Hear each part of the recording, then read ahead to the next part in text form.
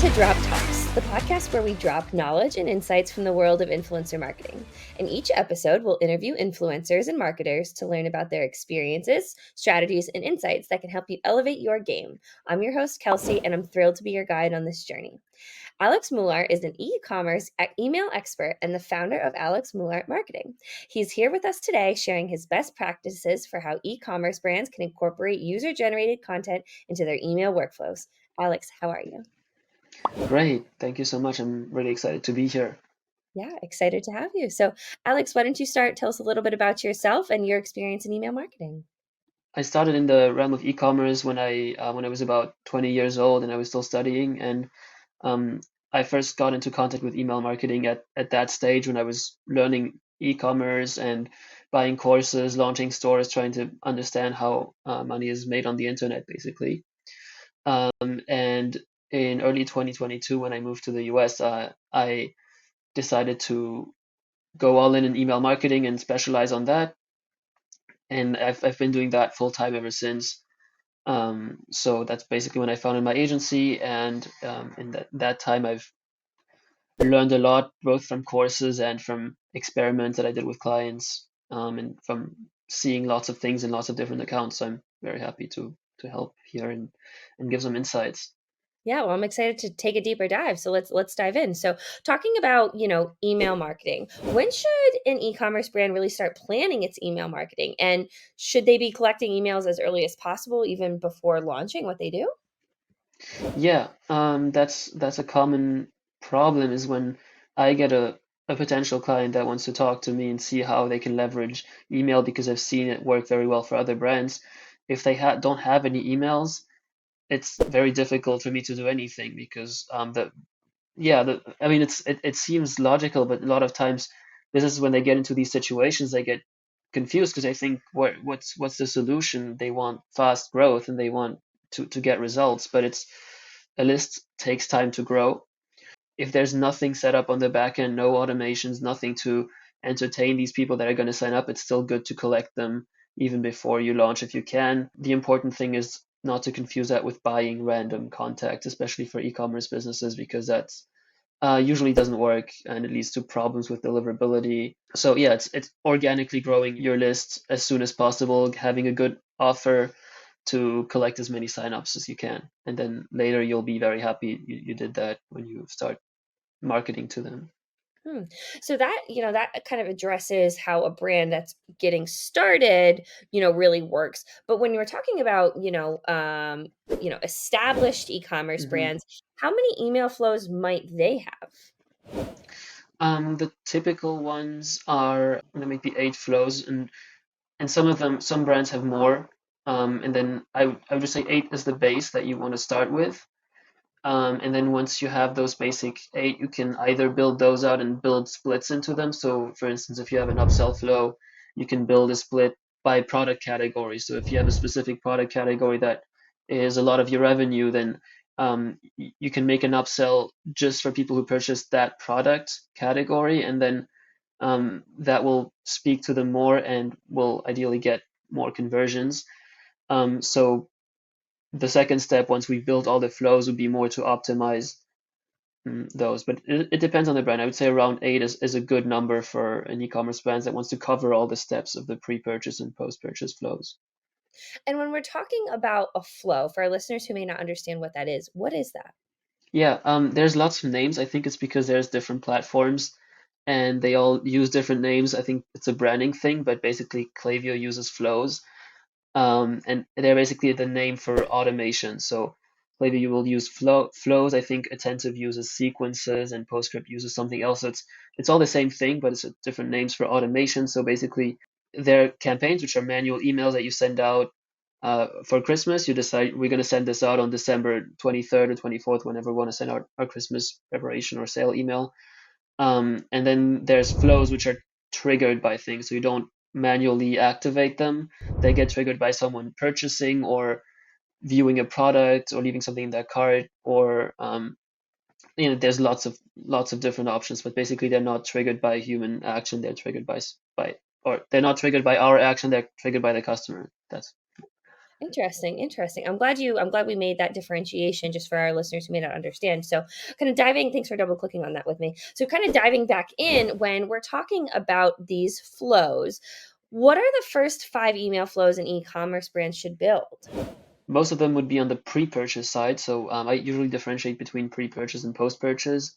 Um, so on the pre-purchase side, we'd have a browse abandonment, cart abandonment, and then a welcome for new subscribers. So a longer flow describing, basically showing the values of the brands, getting people excited about the brands, and also reminding people of the sign up offer. And browse abandonment, by the way, I hope I didn't go too fast. Browse abandonment would be if you viewed a product and then you didn't do anything else. And cart abandonment would be if you added a product to your cart but didn't finish the purchase. So those would be three pre-purchase flows. I would also add one that a lot of brands don't have or know about, which is the site abandonment flow, which is even before viewing a product, people who haven't even viewed a product, so they're very unengaged. They've just been on the website and we have their email.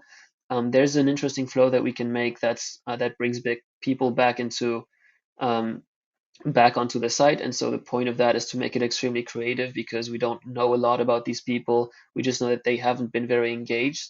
So we want to make an email that makes them very curious and gets them back on the site and maybe get them back to make a purchase. A lot of times these people are just, either they got confused with brands that have a lot of SKUs that people can just get overwhelmed by the number of products, or maybe they were just interrupted. So it can be a good reminder to bring them back on the site. And then on the post-purchase side, I would do a post-purchase welcome. So that's when someone places an order, they get essentially you can add some of the same content that you have on your welcome for non-purchasers, but I would also add things like upsells. Upsells are very important post-purchase because that's the time where people are most likely to purchase again is when they just purchase. So you don't want to miss that opportunity to get some more revenue. And then you can also ask for reviews in that flow later on. You can make a separate flow for that, or you can bring it into the same flow depending on what technology you use. Um, I'm sure we're going to talk about that a little bit more later. But yeah, that's when you can do all the post-purchase things, and those will be five. I would add a few more if we had more flows, but I think if you have all these five flows, that's a really good base to get started. And, certainly I will say the flows get me every time. Every time Yeah. I see, like, one coming in, I'm like, "Oh my gosh, I forgot that was in my cart. Let me just go back in." So, they certainly are so important for those e-commerce brands. And, looking again at, the evolution of a brand over time, talking about how do they progress? So, like you said, it's important to have those first 5, but how do those flows progress and maybe, age over time as the brand grows? So what I like to do is go through periodically and see if we can find outliers. So for instance, if we have, and that all means that we need to have a certain sending volume because a lot of times for smaller brands, it's difficult to make assumptions with the data because we just don't have that much data. So it gets difficult to draw conclusions, but we can still make some tests. Um, it just means that for smaller brands, we need to be more patient, wait a little bit more time until data is accumulated. But I like to go through periodically and see if we can A/B test things, or if I have a series of 5 emails in a welcome series, for instance, they can get quite long because you have a lot of new things to tell the customer. If I see that the click rate is very high on the first 2 emails, and then it drops by a lot on the third one, and then it goes back up on the fourth one. We can make an assumption that there's something wrong with the third email, at least either with the headline or with the body, depending on where the drop off is occurring. And then I would start A/B testing that. So it's basically kind of looking for things that could be optimized. And if we don't have anything specific, I like to just talk to the client, ask them if we can add more upsells. That's always a good thing. We can go more specific. Again, for a bigger brand, that makes more sense because for smaller brands, you're not going to get enough data to justify spending money on building an email that only 3 people every month are going to receive. But if it's a bigger brand, it can be very powerful because now you can talk to people in a much more personalized way. So it'd be more building out the flows, the splits that I've talked about. You can also do those for browse abandonment flows for people who viewed products and didn't purchase. You can also split them by product categories or specific products or specific offers. So Um, that would be one thing to do with flows once you have the basic ones figured out. Another thing, if you see that things are going really well, you can make a certain sequences a little bit longer. There's always some leeway. For instance, the welcome series can be a little bit longer if you make very engaging emails. So you can always add one more email, see if that works, see if that draws good results. And then the last thing would be add a few more flows. There's a flow, for instance, the win back flow. That would be kind of to get people back to purchasing when they haven't purchased in a while. Um, that's, when that happens, that will depend on your purchase cycle and your company, but that's a good one to have. I don't think it's one of the core flows that are going to drive revenue immediately, but it's a good one to have. And then if you have a subscription model, building out those subscriptions. Um, oh, a good thing that I like to do as well is adding SMS into email flows, because a lot of times brands miss out on SMS. So that's also, by the way, something that you should start collecting as soon as possible. Same thing as for email. But if you add SMS into email flows, which you can on most platforms, it makes it more, it adds more channels. It's always good to have a mix. Interesting. So So it sounds like, you're not just adding more and more and more flows on. It sounds like you're modifying current ones and kind of A/B testing. Am I hearing that right? Or do you add more flows?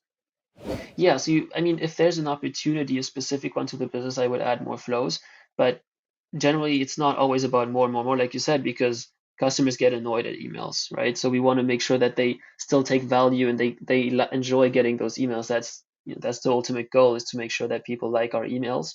Yeah, no, no, no, great. I appreciate that. I appreciate that. I wanted to make sure I was conceptualizing that correctly. So, when besides having, like you said, those emails, important to create an email campaign, what tools does an e-commerce brand need to have an effective email program? I would say they just need an email marketing platform, an ESP. That's what they're called. Basically, Klaviyo, Attentive, PostScript. If I'm not mentioning one, it doesn't mean that they're bad. It's just I don't. There's lots of them. I happen to use Klaviyo, but you don't need. People talk about list cleaning tools. If you just collect emails organically, you really don't need those. And if you follow some basic best practices, which are not too difficult to follow, you don't need to clean your list in an external service.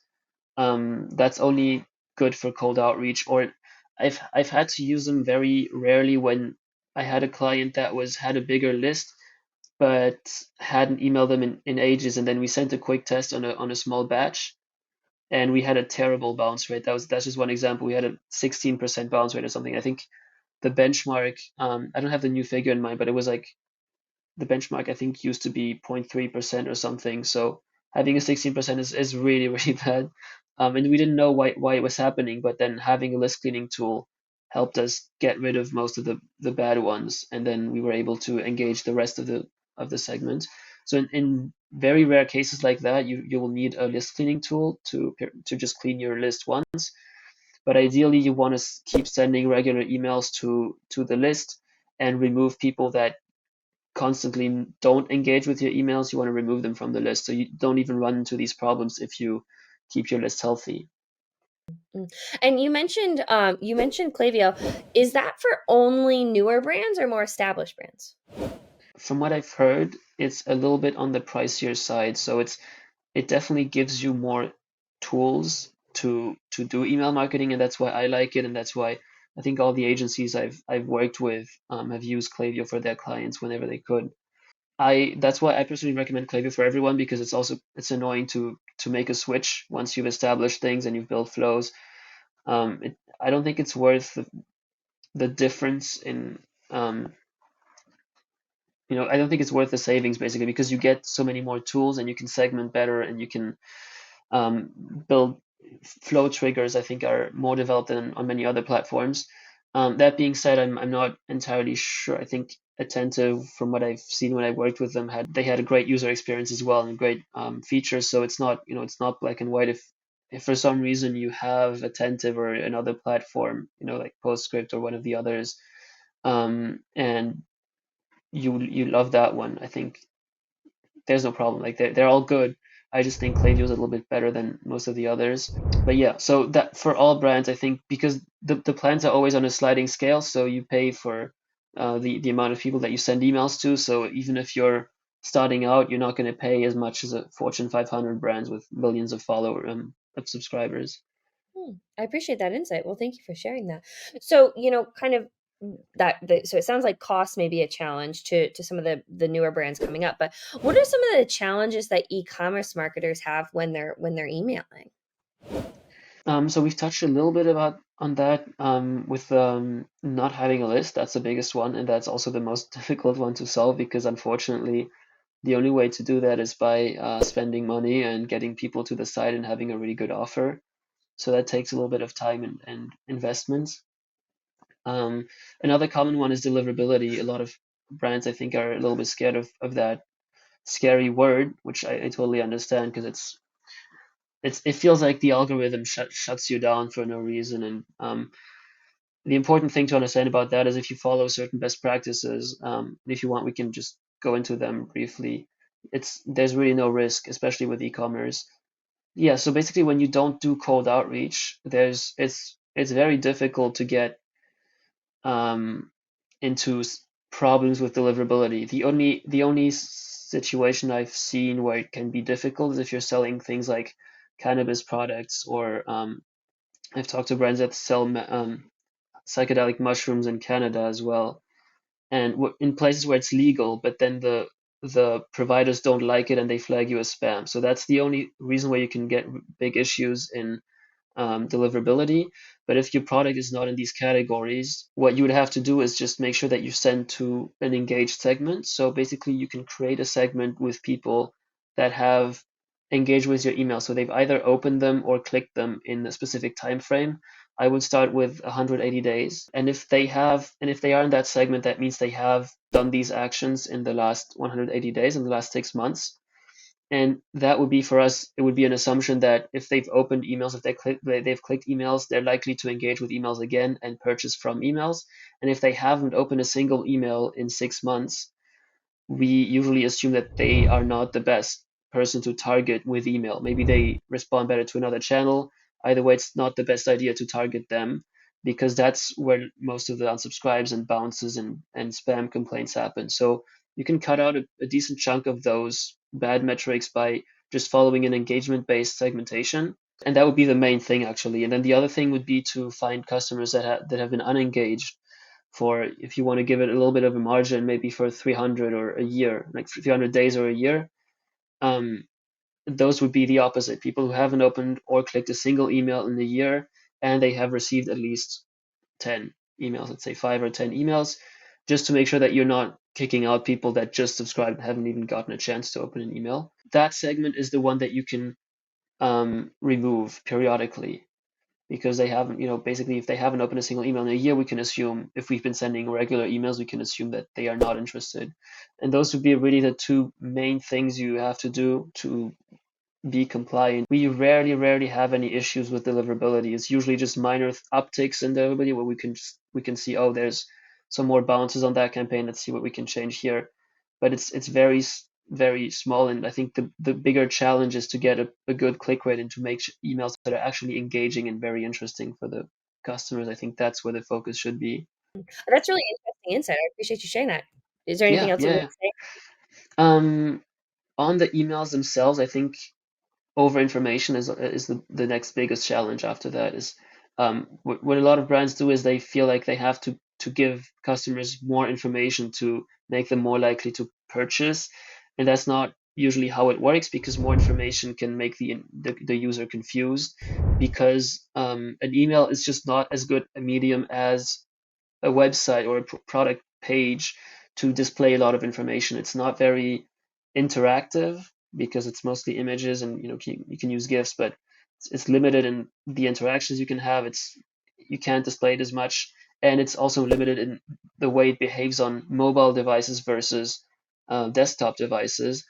So a lot of brands don't think with the mobile devices in mind, even though they often are more than 50% of their recipients. So they have a lot of information. It gets difficult to read on mobile screens.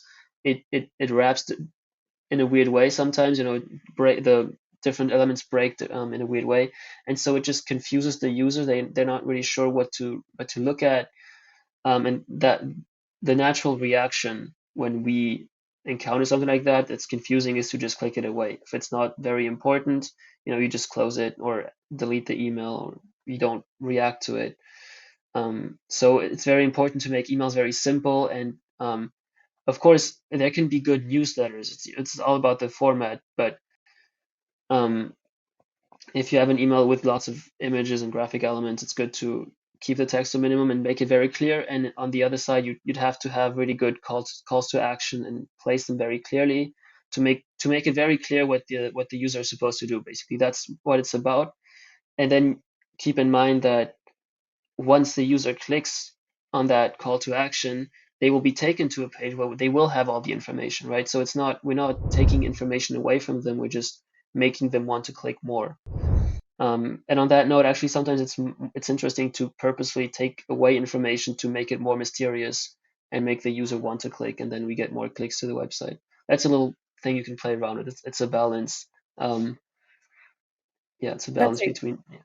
Yeah, that's fantastic. That's a good little tease too for our listeners to be able to say like, here's something that, we can an actionable takeaway step that, we can try with our listeners. So that's great. Yeah. Well, thank you for sharing that, Alex. So, let's pivot a little bit and kind of talking about user generated content in hmm emails. So, talk to me a little bit about the value in, utilizing UGC. I mean, I think the value is just as high as in other channels, right? We know that there's a reason why all brands have a bunch of reviews, video reviews, text reviews, everywhere on their website, on their ads. Ads are becoming more and more just about reviews. There's a reason for that. So there's no reason why an email that wouldn't apply. So it's just as important to leverage reviews and UGC in general in your emails. Um, should I talk a little bit about what kind of a few ways to do that and to Yeah. bring review? Yeah, where Okay. should they use them? Yeah. So the simplest way um, for, let's say, text reviews would be if you have an app where you generate them, um, or even photo reviews, you can have an app that generates them. And a lot of times these apps will integrate with Klaviyo, and then you can drag a block, a dynamic block that will pull the latest reviews and display them on your email. So you can put that in the bottom of each email or in certain flows, and it'll automatically take the reviews that are the most recent. And that's a really nice tool because you don't have to update it all the time, and it increases the trust that people put in your brand. And then if you want to leverage, let's say, influencer content, or you get really high quality images or videos from someone, I've seen brands where they make an email dedicated to an influencer that they worked with, for instance, or they say this is what we did with them, and then there are a couple of images, and it showcases a couple of sentences from the review of what the influencer said about the product, and it's just a different way to showcase a product versus this is our product, this is what we offer, this is why it's amazing. And instead, you can have this more subtle approach where it's someone saying, um, "This is, I bought this for me. This it did great in that regard, and I loved it because of ABC." It's a different way. It's always good to mix up content, so it's always good to change new strategies. But I think those would be the two main ones where you can bring in UGC. Okay, so kind of talking back about collecting reviews, you mentioned having that as part of, in your field of questions. Talk to me a little bit about how people can actually add that in.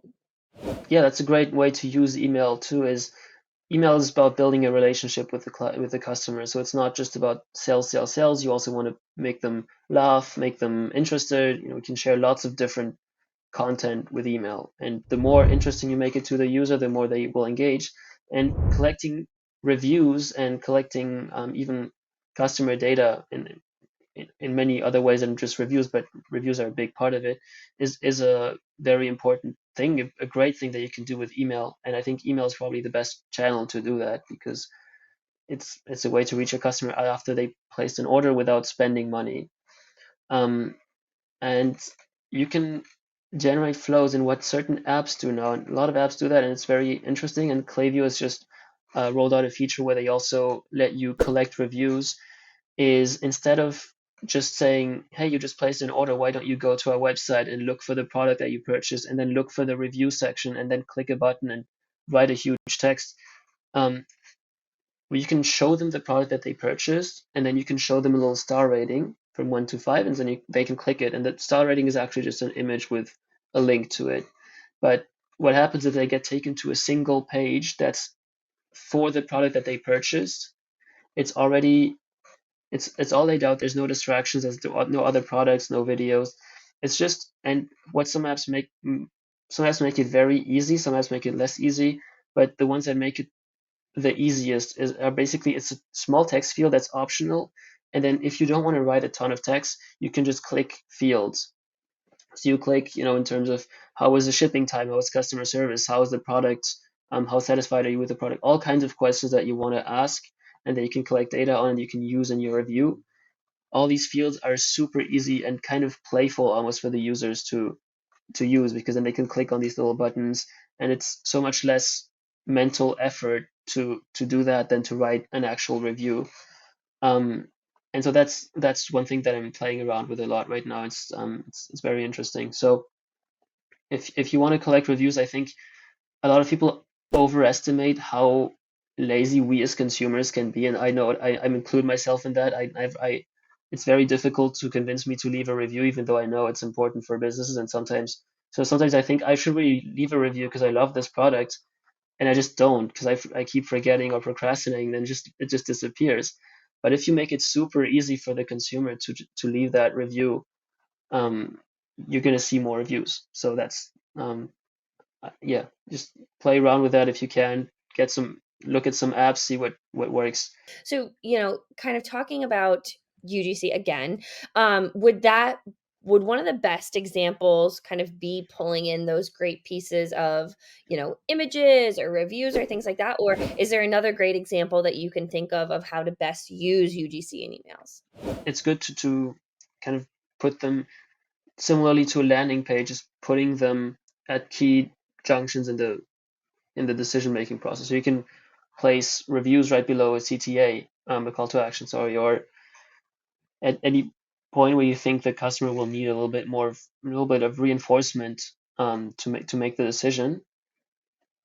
Um, and yeah, I think that's of course you can also use the content less as UGC and more as background content. Like if you want to make an email that's just a promotion, you can use the UGC generated as great photo material, because it's often very expensive to shoot content with your product. So you can use that UGC as background images or for banners.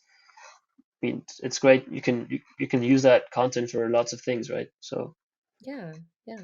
And, I think that's important to highlight the best ways to use UGC. But if we're being honest, people have, not always used it in the best ways. So do you have any examples or, without obviously naming names or anything like that, any examples of kind of the worst ways that UGC has been used in email campaigns? yeah, I think that kind of ties into what I said earlier about over information. Sometimes people leave reviews and they're quite long, and then you can paste them on your desktop, and it's like 4 or 5 lines of text, and you feel like it's fine. But then when you look at them on a mobile screen, suddenly it's like a block of text. So yeah, that's the one thing that I would caution against. Just make sure that you shorten the reviews enough that it still is legible and interesting on a small screen. And then I would also add to that, make it, style it a little bit, make it obviously it's just text, but you can still make the name stand out, that you can pick a part of a sentence and make it bold and bigger just to give it a headline. Things like that. It's an email, it's a lot about being playful with the content that there is and creating a visual hierarchy so people know, kind of have a red line to follow to the call to action. So yeah, just not just pasting reviews in an email, just kind of dumping them in there and leaving them there. That's kind of the way that kind of causes problems sometimes. Um, but yeah, other than that, mm, I also wouldn't use too many unless you make an email just about reviews to show how many reviews you've gotten. That can be an interesting experiment. But I think if you put them into an email that promotes jackets that you're selling. You don't want to drown the jackets in reviews. So it's also about finding a good balance. Hmm. That's a really great actionable takeaway. You've just been full of, little CTA, or well, not CTAs, but actionable takeaways rather for our listeners. So I really appreciate, you sharing your guidance and wisdom. So, Alex, as we start to, wrap up this conversation, what would be the most important note that you'd like to leave our listeners with today? It's going to tie back into the first question. Uh, I think I just really want to enhance how important data is in e-commerce because there's creatives are very important, platforms, your website design is all of that. The copy is super important. But at the end of the day, when you run an ad, you pay a lot of money for it, especially now that it's getting more and more expensive. So what I what I want to say is basically squeeze everything you can out of every dollar you spend on ads, and all that data that you collect is basically the juice. If you want to keep the metaphor going, you just squeeze every dollar and then you get data on your ad accounts, but you also get data in forms of email signups if you collect correctly. And then if you have your flow set up correctly to collect reviews, you can um, you can also that's also data, right? That's a different type of data, but it's just as important. So all of that kind of ties into each other, and just having that good grasp on your data is key. So yeah, it's just a reminder to not forget about certain types of data that are not urgent but very useful when you do have them. Well, that's terrific. Well, Alex, I just want to thank you again for being on Drop Talks. I think this was a very insightful, great, actionable podcast. And I, like I said, really appreciate you being on Drop Talks today. Yeah, it was my pleasure. Thanks for having me.